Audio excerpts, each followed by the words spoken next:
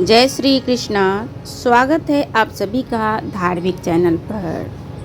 धनवान कौन नहीं बनना चाहता। जाने अनजाने कुछ ऐसी गलतियां हो जाती हैं जिसके कारण हमारे हाथों से लक्ष्मी फिसल जाती है और आप चाहे अनचाहे ऐसी कुछ गलतियां कर बैठते हैं जिससे आपके घर से लक्ष्मी भी रूठ जाती हैं। इन्हीं सब बातों पे चर्चा करते हुए वीडियो को हम आगे बढ़ाते हैं। आपसे एक रिक्वेस्ट है, अगर आप चैनल पर नए हैं तो वीडियो को लाइक कीजिएगा अगर पसंद आए तो, और पहली बार आए हैं तो चैनल को सब्सक्राइब कीजिएगा और अपना अनुभव भी शेयर कीजिएगा कि कितना ये सत्य है।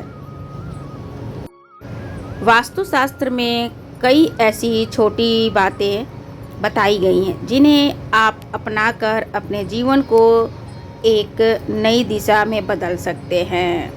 वास्तु टिप्स के जो नकारात्मक निगेटिविटी ऊर्जा को दूर करते हैं। कई बार जीवन में ऐसी मुश्किलें आ जाती हैं जिससे कि बाहर निकलना नामुमकिन सा होने लगता है। कई बार घर में वास्तु दोष की वजह से भी ये निगेटिविटी हमें घेर लेती है। ऐसे उपाय बताए गए हैं जिसे हम अपनाकर जीवन को सुखी संपन्न बना सकते हैं तथा समृद्धि की ओर उसको लेकर जा सकते हैं।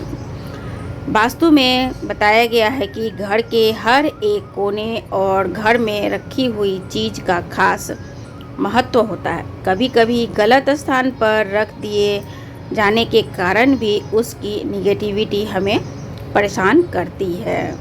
वहीं पे वास्तु के अनुसार ऐसी छोटी छोटी बताई जाने वाली उपाय को अगर हम अपनाते हैं तो निस्संदेह इन सभी निगेटिविटी से हमें राहत मिलती है।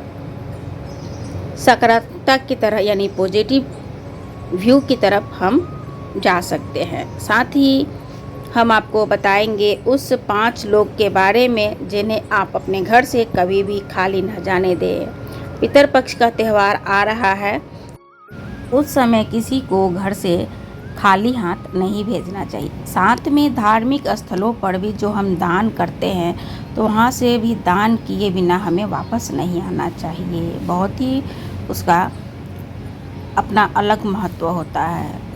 लेकिन घर के द्वार पर भिक्षुक आ जाएं तो उन्हें अगर खाली आप लौटा देते हैं तो निगेटिविटी आ सकती है। शास्त्रों के अनुसार ऐसे ही किन्हीं 5 लोगों को खाली लौटा देने के लिए दुर्भाग्य का कारण माना गया है। इतना ही नहीं, घर में आने वाली खुशियों में भी सुखियों में खुशी जीवन में भी दोष उत्पन्न हो जाता है। तो नंबर 1 जानते हैं उन 5 लोगों के बारे में जिन्हें घर से कभी खाली नहीं लौटाना चाहिए। किन्नर। ज्योतिष शास्त्र के अनुसार किन्नरों को बुध ग्रह का प्रतीक माना गया है। यही नहीं, उनके साथ ही किया गया हमारे जीवन पर गहरा प्रभाव भी डालता है। इसलिए भूलकर भी किन्नरों का अपमान न करें। साथ में उन्हें दान भी अवश्य दें और उन्हें खाली ना लौटने दें। लेकिन उन्हें अपशब्द भी न बोले अगर आप कुछ उन्हें नहीं दे रहे हैं तो। स्टेशन वगैरह में बहुत ये देखने को मिलते हैं जिन्हें बहुत लोग भला बुरा भी कहते हैं, तो आप उनको भला बुरा ना कहें, एक प्रणाम कर लेंगे तो भी वो मान जाते हैं। अगर किन्नर को हरे रंग की चूड़ी या वस्त्र अगर उन्हें दान करते हैं तो अत्यंत ही शुभ होता है। ऐसा करने से घर में सुख समृद्धि आती है। अगर आपका बुध ग्रह खराब है तो ज़रूर किन्नर को कुछ दान दें। वहीं पर संत महात्मा को भी अपने दरवाजे से बाहर खाली हाथ नहीं भेजना चाहिए। उनका आशीर्वाद नारायण का आशीर्वाद स्वरूप मानकर उन्हें अवश्य ग्रहण करें और अपनी यथाशक्ति उन्हें दान दक्षिणा भी दें।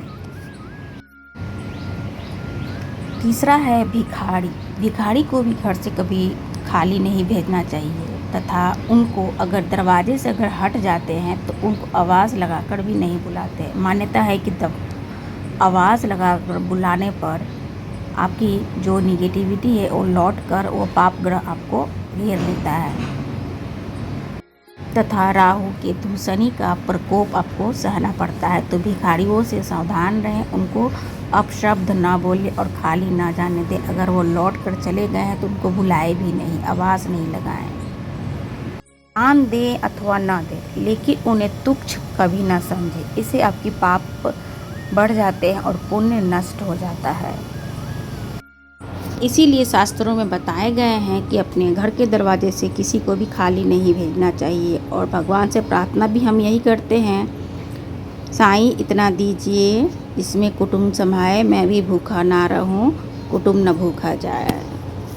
वैसे ही आगे अब चलते हैं 4 नंबर की तरफ। तो मान्यता है कि जो अपाहिज होते हैं उनको भी हमें खाली नहीं भेजना चाहिए। चाहे अनचाहे हमें वो मिलते रहते हैं, दरवाजे पे भी आ जाते हैं, मंदिर के बाहर तो मिल ही जाते हैं, तो उन्हें भी हमें कुछ दान देना चाहिए। अपाहिज राहु केतु के ज़्यादा आपको शांत करते हैं। अगर अपाहिज मिलते हैं तो आप उनको ज़रूर दान करें, इससे आपका राहु केतु बढ़िया भी हो जाता है। अगर आप गलत कहते हैं तो और बद से बदतर भी हो जाता है।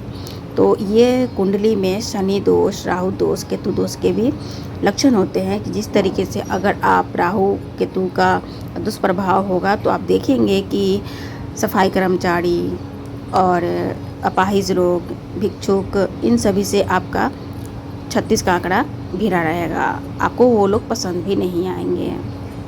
तो ऐसा आप बिल्कुल ना करें, क्योंकि जानकारी होने पर अगर हम कुछ ध्यान रखते हैं तो इन सभी चीज़ों से हम बच जाते हैं।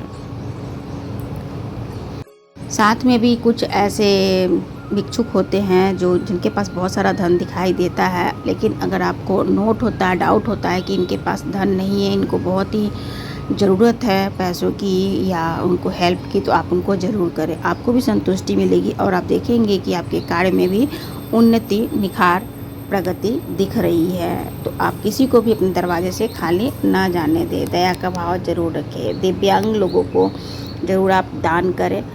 ध्यान रहे इन सभी लोगों को दान देते वक्त अगर दान देने में थोड़ी सी विलम्ब हो गई, अगर आपके दरवाजे से वो हट गए हैं तो उनको आवाज़ लगाकर ना बुलाएं, क्योंकि ये पाप ग्रह होते हैं जो आपका पाप लेने के लिए आते हैं। अगर उनको बुला लेते हैं तो आपके जीवन में ये पाप बैठ जाते हैं।